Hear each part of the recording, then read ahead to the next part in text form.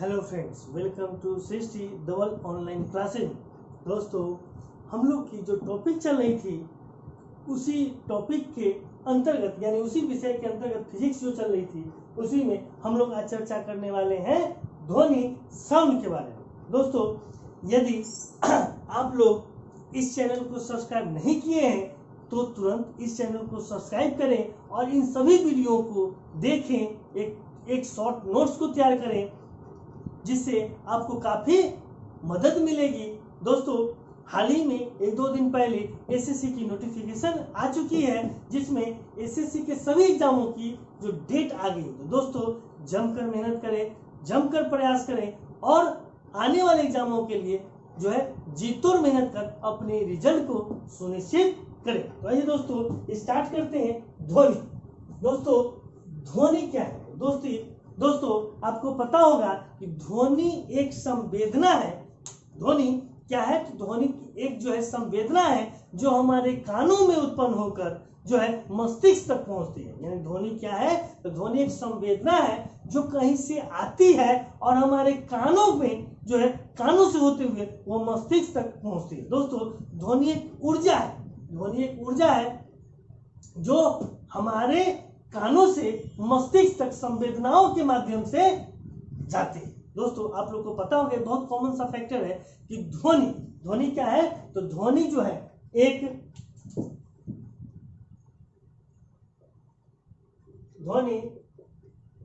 ध्वनि एक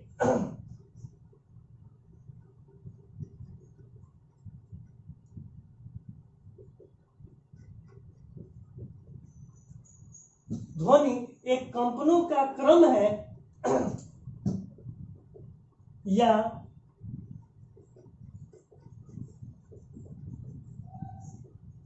प्रति सेकंड होने वाले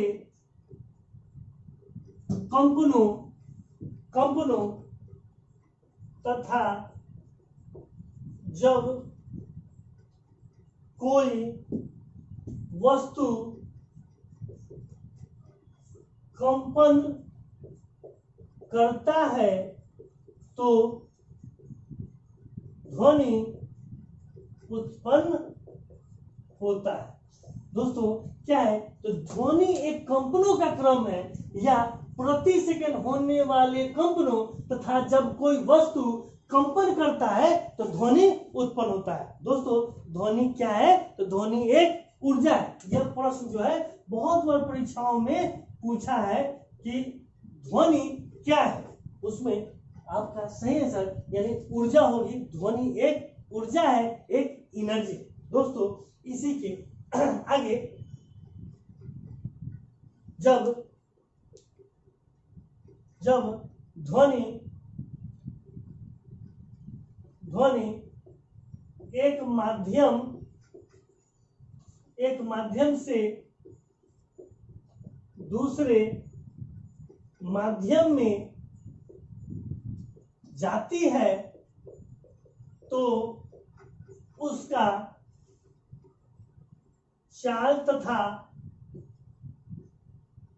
तरंगदैर्घ्य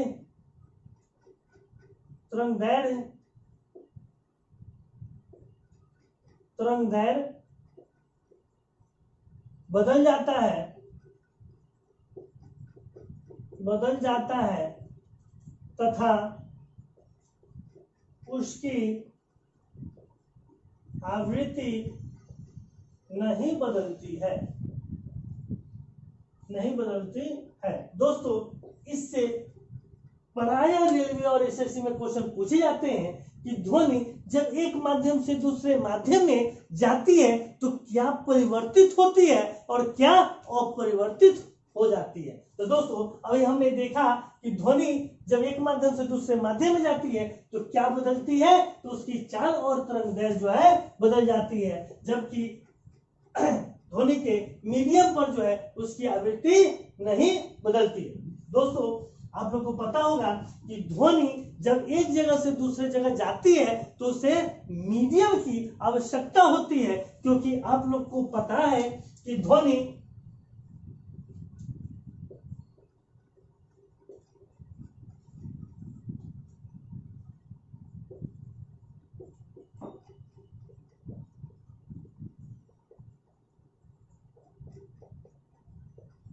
क्योंकि आप लोगों को पता है दोस्तों कि ध्वनि निर्वात वैक्यूम में जो है गमन नहीं करती। दोस्तों यदि वैक्यूम में गमन करती तो अंतरिक्ष में, आसमान में ढेरों ग्रह उपग्रह है दोस्तों, जो लगातार जो है टूट रहे हैं, बिखर रहे हैं और बन रहे हैं। उन सभी से जो ध्वनि उत्पन्न होती वो ध्वनि हम लोग को जरूर सुनाई पड़ती। इसीलिए दोस्तों कि ध्वनि नहीं सुनाई पड़ती है क्योंकि ध्वनि जो है निर्वात में गमन नहीं कर सकती है। दोस्तों कि इसमें नेक्स्ट है कि ध्वनि का ताप, दाब और आर्द्रता पर प्रभाव क्या पड़ते हैं, यानी कि effects of sound in temperature, pressure and humidity.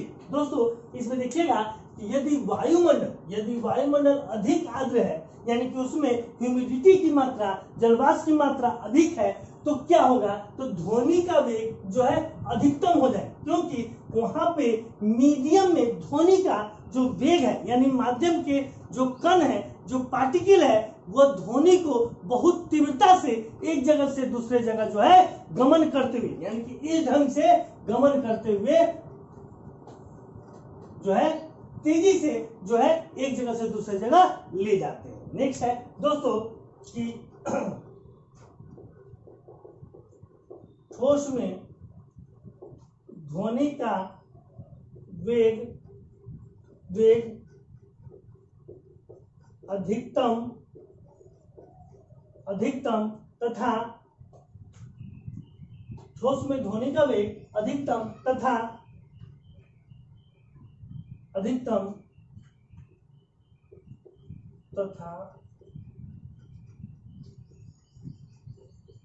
द्रव और गैस में कम होता है। गैसों की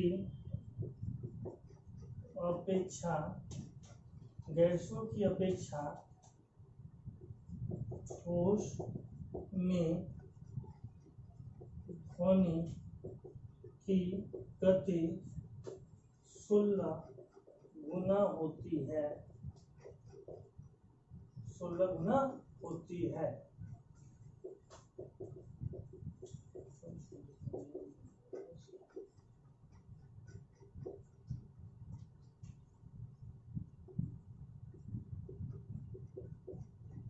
देखिए दोस्तों कि ठोस में ध्वनि का वेग अधिकतम तथा द्रव और गैसों में कम होता है। गैसों की अपेक्षा ठोसों में ध्वनि की गति जो होती है वह कितनी होती है, तो 16 गुना अधिक होती है। और ये जो है ठोस में जो है सबसे अधिक जो है ध्वनि की गति होगी, उसके बाद द्रव में होगी और उसके बाद तब गैसों में होगी।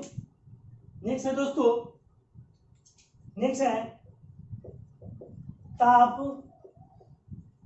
बढ़ने पर ध्वनि की बढ़ती है तथा ताप में कमी होने पर ध्वनि की गति में कमी होती है। नेक्स्ट दोस्तों कि ताप बढ़ने पर ध्वनि की गति बढ़ती है तथा ताप में कमी होने पर जो है ध्वनि की जो गति होती है वो कम हो जाती है। नेक्स्ट दोस्तों कि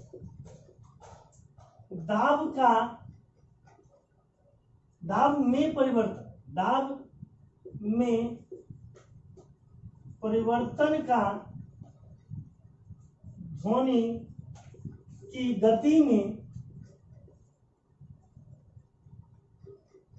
कोई प्रभाव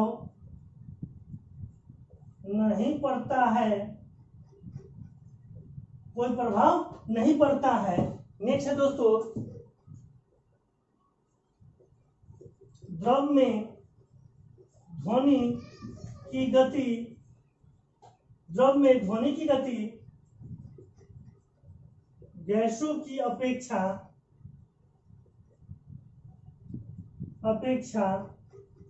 अधिक होता है। दोस्तों इसे देखिएगा कि ताप बढ़ने पर ध्वनि की गति बढ़ती है तथा ताप में कमी होने से ध्वनि के जो गति में कमी हो जाती है।